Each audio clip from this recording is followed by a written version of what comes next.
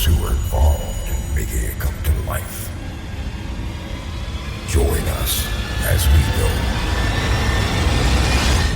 behind the door.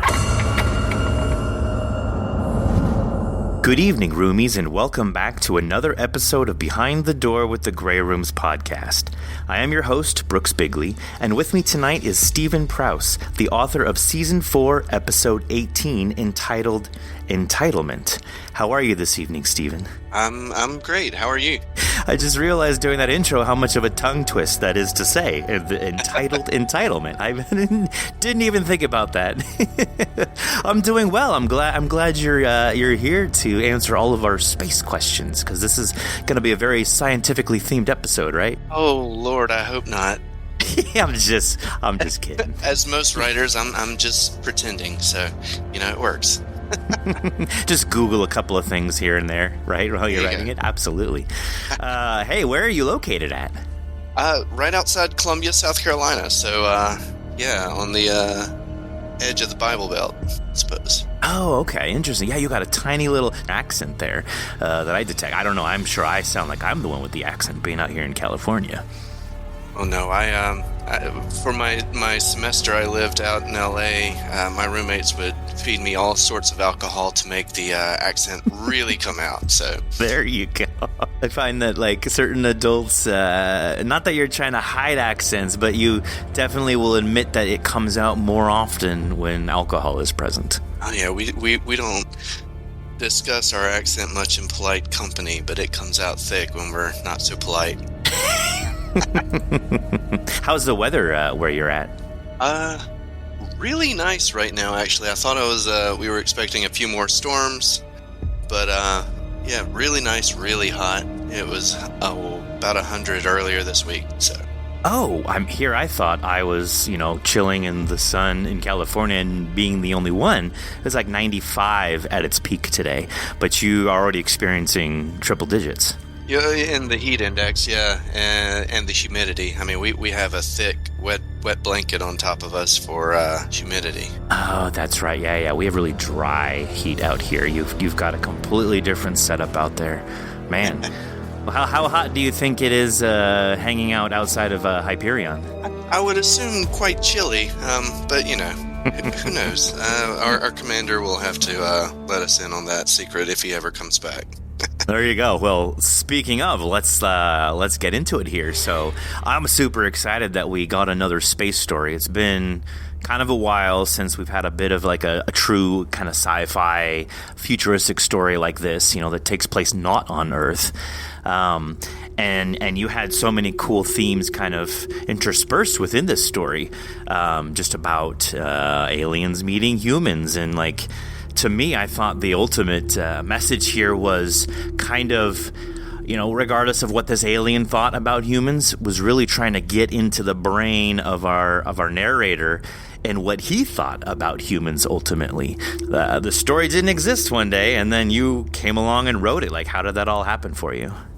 Well, as far as the writing goes, and before we fully jump in, I have to disclose my own little bit of headcanon.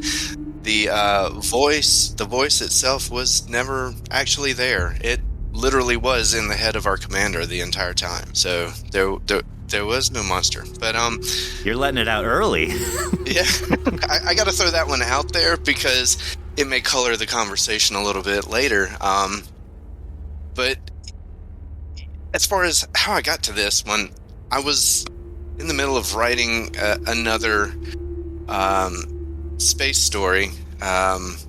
Primarily, I'm a huge fan of Star Trek, but I like the early stuff where maybe they haven't quite gotten out of the atmosphere, out of the solar system, and the early Zephram Cochrane days. And I like that concept of space as the great future of human society, this goal. And I decided I want to write a bit of a horror story in those early days where we're still trying to find our way into the interstellar space. Yeah, the final frontier, as the Captain Picard would always say in the beginning. Or did Kirk also say that? believe, yeah, the Strange New Worlds and all was originated with the Kirk voiceover. But I'm not the biggest Star Trek nerd, so some folks will call me on this. I love it. Just a little bit, just enough. Yeah, enough to be dangerous, never enough to be great. So how did you start to hammer this together? You kind of picked your setting, and you thought, okay, this is kind of where I want my characters to interact. But then what ultimately got you into this plot of, this human kind of like seeing his own truth, basically? Well, you write what you know, and I'm a political fiend, I suppose, social justice sort of fiend, and I wanted to look at this spaceship as a microcosm of society, a diverse crew, and this guy that just couldn't get along with everyone else, and I just really wanted to explore that mindset. I mean, again, coming from this part of the country, I'm shrouded in this ideology, and I wanted to explore that as a subtlety, and watch what happens with this character in society. Yeah, it's fun that, well, I don't know if fun's the right word. It's great that authors can use storytelling and writing, to explore these concepts. And we've talked many times in past Behind the Doors about the importance of horror, that it's this lens that you can use to kind of focus on important issues going on in society, and lets you kind of unravel it in a more of a safe area where you can kind of explore different themes and whatnot. And see, so you're right that even though you kind of blew it early by letting us know that this was all in his head. No, it's nothing wrong. I was going to get to that and be like, okay, so as the author, tell me. But yeah, I always do enjoy the ambiguity of like, was it in his head or was it really an alien? And you're just saying right away it was in his head, but still something affected that, right? Like we can kind of tell he's a bit of a miserly old, I don't know how old he is, but he's just a bit of he's got a chip on his shoulder, it seems like, just based on the certain ways that he responds to things and kind of narrates about what he's seeing on the ship. Something about them, doing that hyperdrive jump to leave Saturn's moon to go towards Uranus, like something activated in his brain, a switch, I guess, right? Like, was that the impetus kind of what you wanted to get everything going? Was that what was supposed to start it all for him? Or was he already doomed to have these hallucinations, basically? No, it really, and again, all my stories are a mix of everything that I'm reading, watching, whatnot. And at the time, I was reading Understanding Power by Noam Chomsky. And he starts talking about how we as a society tend to gravitate toward authoritarian strongman sort of figures when we're unsettled, when we're afraid, turmoil, uncertainty, that sort of thing. And so this little thing that happens to the ship that ultimately doesn't do anything to the ship or really anyone on it has him so frightened that he slips into this I've got to take control idea. Right, like take control of the ship, take control of the people on the ship. Yeah, really act out on his sense of entitlement to command, to be in charge, and he needed to deal with his own inner demon, let's say, and step up and take command rightfully in his mind of the balance of his crew. Right. And ironically, in the end, he refers to the rest of the crew as being the entitled ones. And he's just kind of like the normal, the savior that would have, made everything better. At least that's what he's telling himself, or that voice, the alien that he was projecting out, I guess. Man, this does change the way the story goes by you telling us right away. I had to throw it out there because we would pursue the intent of the being, and I'd be sitting on it, and I'm not good with secrets at all. So let it all hang out. Absolutely. Yeah. yeah. My kids get their presents early always because I can't just hold on to it. So You're one of those parents. God damn it. I'm one of those guys. Yep. Christmas starts on the 23rd, the 24th. Who cares? Oh yeah. Open your presents. We do the Icelandic book flood. I have to give away books for Christmas Eve. So that's that sounds like something fun. What is that? The Icelandic what? the book flood. It's, and I'm going to butcher the pronunciation, but Yola Book Flood. It's the so Iceland per capita is the largest publisher of books in the world, and on Christmas Eve is their biggest book exchange. They give books, they drink hot chocolate, and eat cookies, and stay up all night reading. So it's a wonderful thing. That's amazing. Now, when you say the biggest publisher, like in terms of the concentration of authors putting stuff out, or just in terms of how many books are being released? It's the number of books, and again, per capita. So their population being smaller than ours, obviously, their numbers of books aren't that huge, but they are globally, like, and especially in the fall and winter months, they start putting out tons of books because they do this book flood every Christmas Eve, and they cuddle up by the fire and hopefully read horror stories. It's every horror author's dream come true. Yeah. Well, and does that mean that out there, I mean, forgive me, for not knowing the geography that well, but is it higher up in the Northern Hemisphere, or, where like the days are like, 7 hours long and it's mostly night, or vice versa during the other times of the year? I'm thinking of the sphere, but yeah, it's definitely north of the U.S. I'm not sure how in relation it is to Canada, but yeah, these are the very, very long nights during the winter. Yeah, that makes sense. Right. So their society is kind of grown around this idea of these very long, I mean, they probably don't even call them nights, they just call them long dark periods. Because if it's like 9 a.m, but it's still dark out, you don't call that nighttime. It's still morning time. They gotta follow the clock. Yeah. Good morning. It's a dark day out. Yeah, exactly. That's awesome, though. That well, anyways, we're getting off topic, but not really, because hey, books. I love books. We're right. That's what we do here. Books are awesome. Maybe our narrator should have read more books while he was on the spaceship. Anyways, Healthy outlet. So as you were plodding along, okay, got the setting, got this disgruntled character designed. Like, what then were you trying to portray? With your themes, were you wanting him to? I mean, you clearly didn't want him to become aware of his own falsehoods, because he didn't. I mean, even in the end, he dies. He's like, I don't want to talk about my ship anymore. And he basically just fades off into nothing. That's, yeah, that mindset, that resistance to change. I mean, I wanted to tell a story that focused on a microcosm of human society stepping out into this future where they would have been successful cooperating, living, in unison and that sort of thing. And his refusal to do that ultimately gets him ejected from society. These are ideas that cannot be tolerated. They're a danger.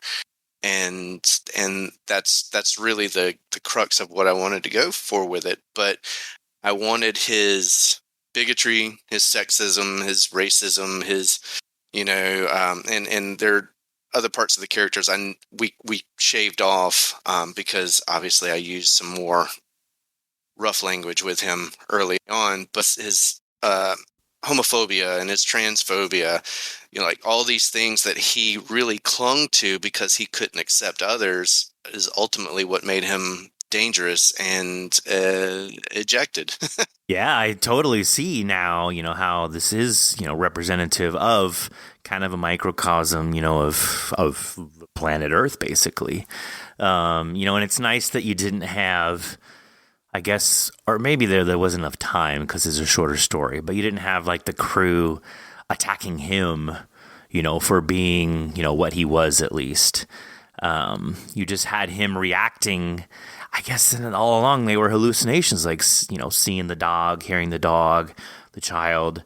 Were those just, the things that sprouted from his brain because he's just addled with whatever the fuck went wrong in him that was spurred on by, I guess, maybe the stress or the anxiety of, having left, the Hyperion, or what was the moon is called Hyperion. Yes. I just feel like what started everything was somehow that strange shakeup as they went into their like hyperdrive thing and then came out of it. And then that does seem to be where he's like, listen, like nobody is doing what we should be doing here. We need to be doing this instead. Yeah. That's when he starts to take on that guise of like, I should be the one in charge here. I should be the one calling the shots.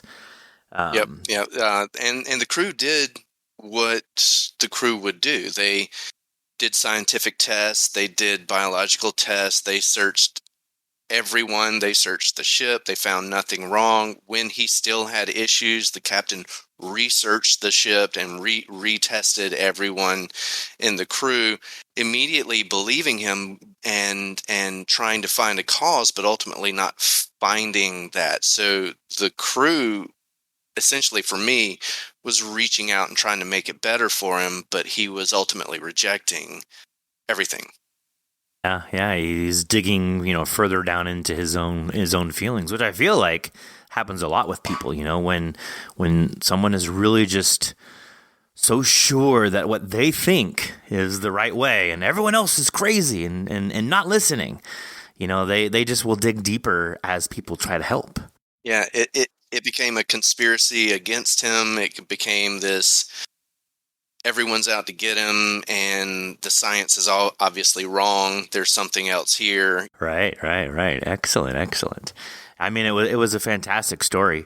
Aside from thinking of the ambiguity of like, was this an alien or not? At least I even thought that too. I wasn't like absolutely sure, that there was a being interacting with him. But I was kind of for a moment thinking like, well, this alien is just prompting him. This alien is trying to figure out humans and ultimately just putting a mirror in his face and just making him confront, who he is. And so it's even cool that I could get that inference myself, from your story, which is a sign of a well-written story, that you can have people pull from it, what they believe that could even be, in addition to merely how you wrote it, basically. Bravo to you.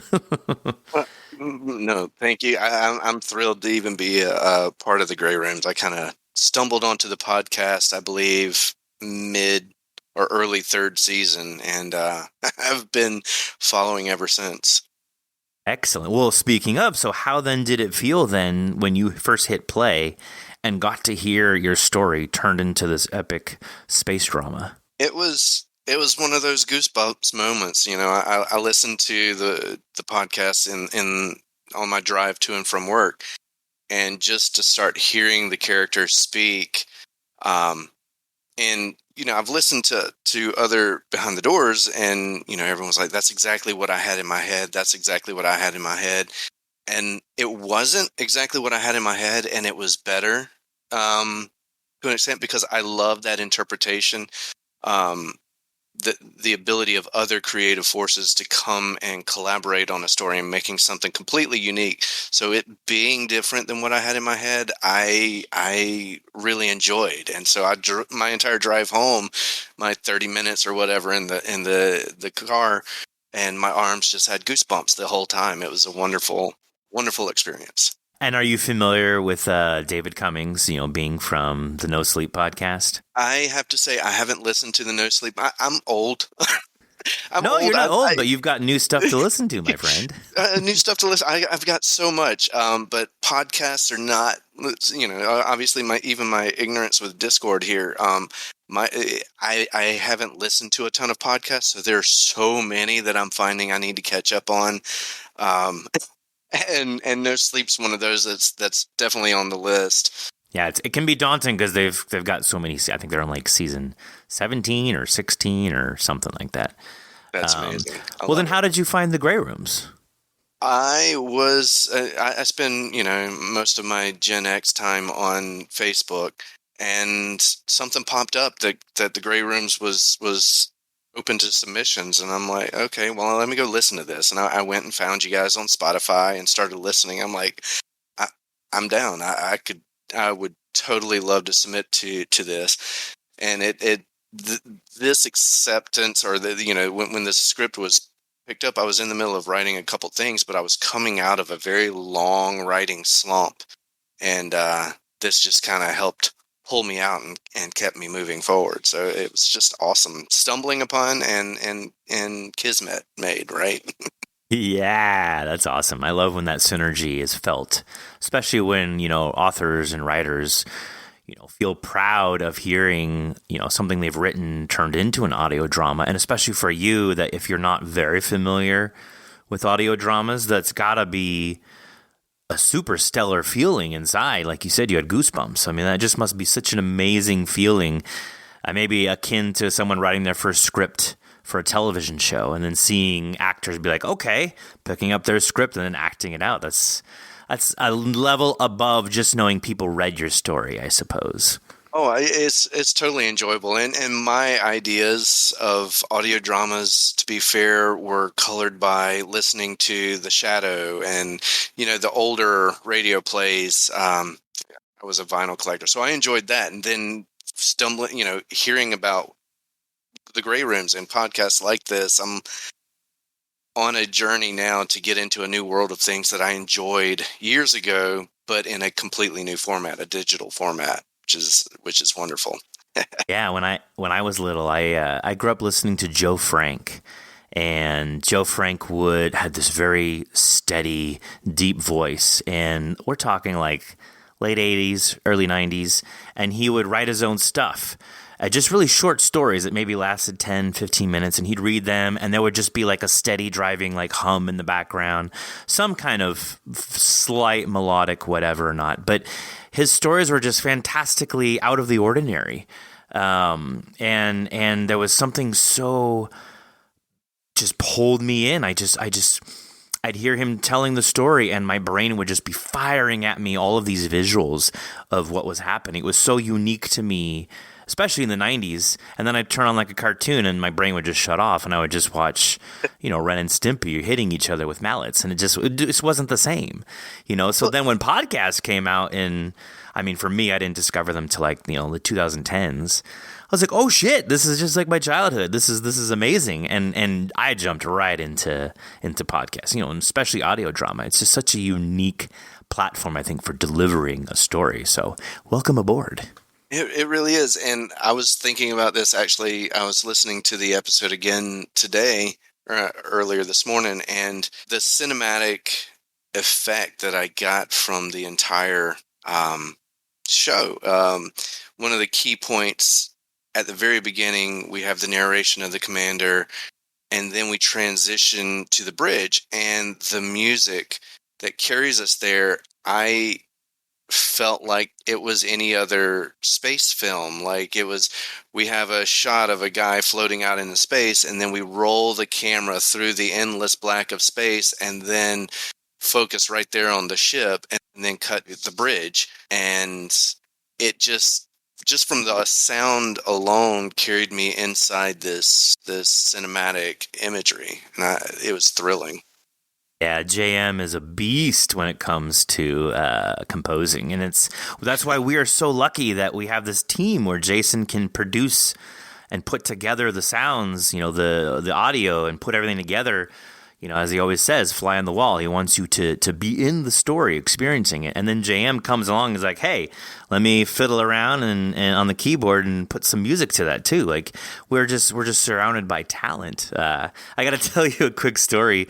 Jason was telling me in the team when he was doing some of the scenes where, I guess like we're outside the spaceship or whatnot, like you're talking about, and then we go inside. He was trying to work with like different tones to put in the background because clearly if space, there's no sound in space, right? So that doesn't work well for an audio drama. If there's no sound, there's no story, there's no show. So you kind of have to fudge it, like like on back to Star Trek. On Star Trek, you always hear the hum of the spaceship itself when the camera is outside the spaceship, as the spaceship floats past the camera, basically. So he was experimenting with tones, and he says he put himself to sleep at the computer because he must have hit just the right frequency. You know, like those binaural beats that people listen to fall asleep at night. He straight knocked himself out with the headphones on. He was just like plugging away, like in the sound, and That's awesome. totally passed out in the middle of producing your story. So. That is wonderful. That is wonderful. I fall asleep to the sound of the Enterprise some nights. There's like a 10-hour loop on YouTube, and I'll just play it and go to sleep. So is that perfect frequency? It definitely like lulls you into a slumber. It reminds us, I guess, of being in the womb or something. Like that's what I'm told the psychology is. I'll buy it. I'll take that. Yeah. So hey, as a writer, you have said about other things that you've written. Like what do you do? What is your style? What do you write? Well, I'm all over the place. Like I said, I had quite the hiatus, but in the early 2000s, I was publishing comic books. Did a lot through 803 Studios. Had a book, kind of a quirky little love story with a woman and her robot friend. Through Arcana Comics, and actually had a issue of The Ride come out through Image. So I love experimenting with the supernatural, the horror aspect, science fiction, those sorts of things through comics. And I do a few screenplays. Recently, I've actually just wrapped my second draft of another one. So I enjoy writing those things. And then, of course, I have a children's story and another horror short on Amazon that came out of my Yola Flood celebrations. I decided to start writing for my kids each year instead of just giving them other people's books. So that's been fun. Yeah, that's definitely cool. I mean, that's so you're used to writing things. Then it sounds like you're used to writing things that are picked up by a team of other people and turned into something more than just words on a piece of paper.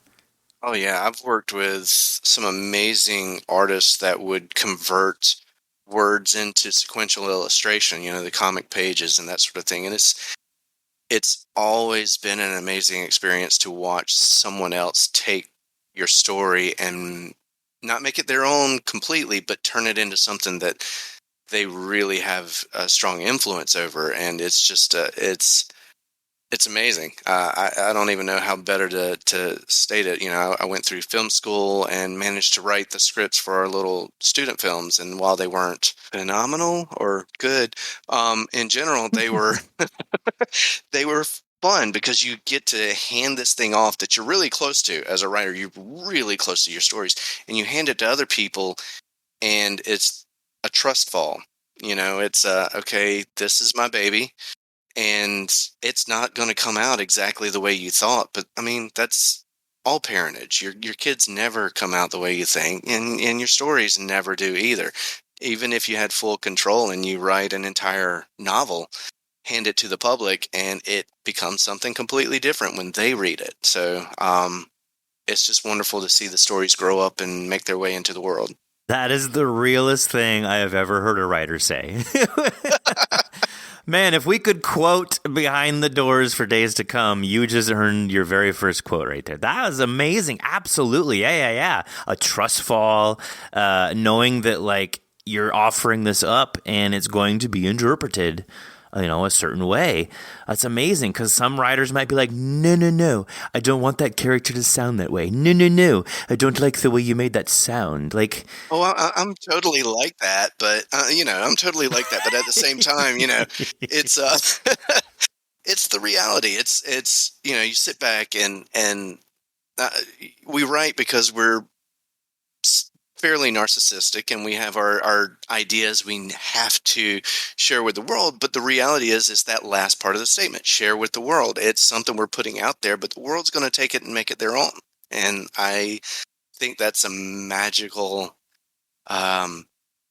thing that we're touching people in ways we never could fathom on a just a conversational level.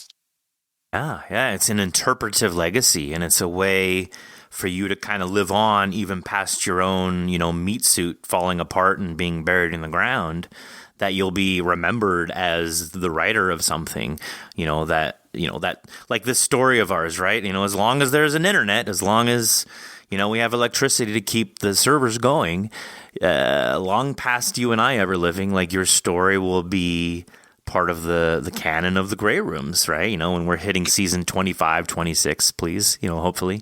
Yeah. That's amazing to kind of leave that little bit of a legacy. Yeah. And to know that people can come along and take it and listen to it and turn it about and stick it back on the table and look at it in different ways from any way that you ever even thought was gonna happen. It's absolutely beautiful, very poetic. So what is horror to you, though? Like, you dip into other stuff, but still horror is kind of... Horror is my favorite genre, yeah, and all sorts of horror. I think that horror serves a lot of functions, and I think you guys have dipped into this on other behind the doors, but for me, horror is punk as fuck, in the face of taboo, tearing down social barriers to really confront those things that we find terrifying, whether it's physical, whether it's supernatural or social. We take on topics more freely in horror and in comedy, I think, than most anything else. And there's no way I could ever write comedy. So horror's my thing. I dig that because, you think about primal man, the humankind survived telling stories, where not to go, what things not to eat, what things to avoid from being slashed to pieces, the things that frightened us, the things that killed us. Horror was the birth of human safety, human longevity, and so I love the genre. Yeah, it's the bumpers that keep us in our lane. Absolutely. Yeah. and it knocks down barriers. You look at the Child's Play series, and people hated on when it came out. You remember this, when Seed of Chucky came out, people were talking so much trash. Well, that story flew in the face of normative gender roles back in the 90s. It was... I don't know. I'm rambling again, so I apologize. But you're not rambling at all. Those are the things about horror that I absolutely adore, is that we can directly face taboos and traditions and knock them down if they don't hold up to what we feel is morally right, what's ethical. Yeah. We've said it, like you said, everyone has said it before on this show, that horror gives you that safe space to explore that which is uncomfortable, exactly. And you can pull back if you don't like it. You don't have to listen to the story. You don't have to watch the movie. But if you do, you're going to learn something, versus just a regular Arnold Schwarzenegger action-packed, film. Like, okay, yeah, I maybe learned how to punch a guy, but nothing really outside of that. But for sure, there are different ways that we just... something deep, like you said, it's still that primal person inside of us that gets touched by seeing something scary and being able to experience it, but you're experiencing, adjacent to actually experience it in real life, of course, because that just has its own set of learning, if you're really going through, some of the normal horrendous stuff that people on this planet unfortunately go through. But anyways, yeah, horror gives you the ability to learn and grow. And it's so funny because the average person, like I talked to my mom, she won't listen to the Grey Rooms because she's like, you just stab people and kill people and there's blood and guts. Like, well, you don't get horror then, Mom. I'm so sorry. It's not for you then. But there's so many different types of the horrific too, that whether they, I talk to so many people that just, horror's not my thing. But then you talk to them about some of the things they do enjoy and they're pulling out, Beetlejuice, which, yeah, it was comedy, but it was a little horrific. It was dealt with death and that sort of thing. The frightening episodes in Star Trek, Star Wars, and the concept of the rising fascism and theocracy that they faced. The Sith and the Jedi were theocrats. Let's be honest. So, these are things that, yeah, our stories explore those, maybe not directly horror, but with horrific tones that people gravitate to. Even if they think they hate horror, they actually do love it. Right, it's an umbrella that underneath it has thriller, suspense, mystery, everything in between.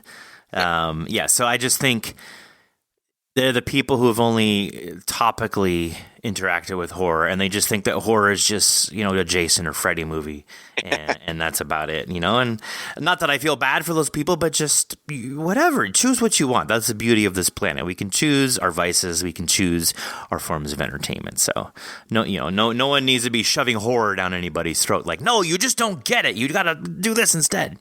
I'm so happy that you are writing and putting your thoughts out as stories. Then knowing that this is how you feel about it all, because we just need more writers and authors to come from that stance, I think, to just kind of help grow the genre. I mean, horror is worldwide anyways. We have many horror stories from other cultures. You can go on I love Shudder simply because it lets you see how other societies and cultures turn their own mythos into something scary. And it's far better than half the bullshit that America puts out. You just have to know what you're looking for.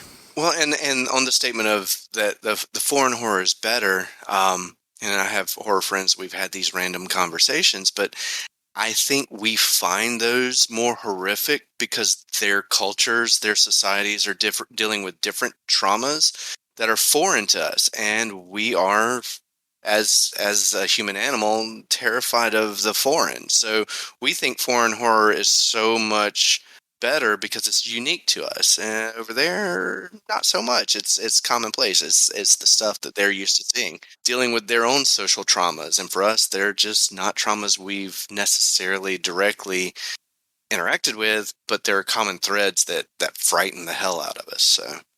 Yep, and that just goes right back to saying how it's so important to have that lens in order to focus on things and to see, societal taboos through, and to ultimately work them out, to parse through them and unlock them, so more people can understand just what the hell's going on. Very important. We need more horror. Doctors should prescribe horror. I do not disagree with that statement. Exactly. Hey, so as we draw to a close here, tell me your social medias where people can find things that you write, things that you feel, things that you say. Being the elder of the generations there, Facebook is my haunt. I am Tartaruckus on quite a few things: Facebook, Twitter, Discord, those sorts of things. And obviously I've got the Amazon authors page, which anyone can find by searching out my name. But one of the really quick, wanted to throw this out there, the naming of my characters. I did want to throw that out because there were specific reasons why I chose the names of the characters, if we have time for that. Yeah, go for it. So Mandisa, the gun and engineer, was named after Mandisa Latifah Thomas, who is the president of Black Non-Believers. She's a spokesperson and that sort of thing. I respect her work for years, so I had to put a character in there that was intelligent and self-contained and self-sufficient, and for him to hate on. Jarrett Washington's based on a hip-hop artist and tattoo artist that I love, Jarrett Jenkins. Lefty Uns on band. And then there's Quintero. Captain Quintero is named after a co-worker of mine. He's an amazing artist and designer out of Puerto Rico. And Dak Bradley was more conceptual, trans man that was silenced throughout the entire script, only referred to as a secondary character, but was named after Tom Brady, the All-American. But I wanted this trans man silenced by society that really is kind of, I wanted to play with that Washington and Bradley and All-American sort of naming system there. So again, apologize for the rant, but I'm findable. I'm sure I tick off some people that they can direct message me on Facebook and tell me how awful I am. I love it. That just means you're doing it right. Exactly. You gotta ruffle some feathers, piss off a few people. That's got to be the drive of writing, right? Feather ruffles. Yes. You know you're doing something. You're touching someone some way. Yeah. Well, it was great for you joining us tonight, Steven. I appreciate you taking the time to sit and chat, and I thank you for sharing your world with us here in the Grey Rooms. Absolutely. I appreciate the opportunity. I'm looking forward to season 5. Oh, we're all looking forward to it. Are we going to get anything? Well, let's see. Did you submit anything to us for season 5? I did. I'm in season 5. Did yep. You? Yes, okay. I was trying to go back through my list now because we've gone through the submissions, we've figured out our stories. I just at the moment couldn't pull it into my head. So, anyways, I got the email a couple weeks ago, so I'm thrilled. I'm excited to hear it. There you go. Yeah, our last author also revealed on the show that they also got us. So, hey, congratulations, you'll be back. Excellent. Thank you. Yeah. Looking forward to it. Of course. Yeah. And as usual, the biggest thank you goes out to our fans and followers who listen daily and spread the good word of Bob. May you languish, lament, and loathe, but always with love. # stay gray. Take care and enjoy your evening, Steven. You as well. Thank you. And good night, folks. Bye.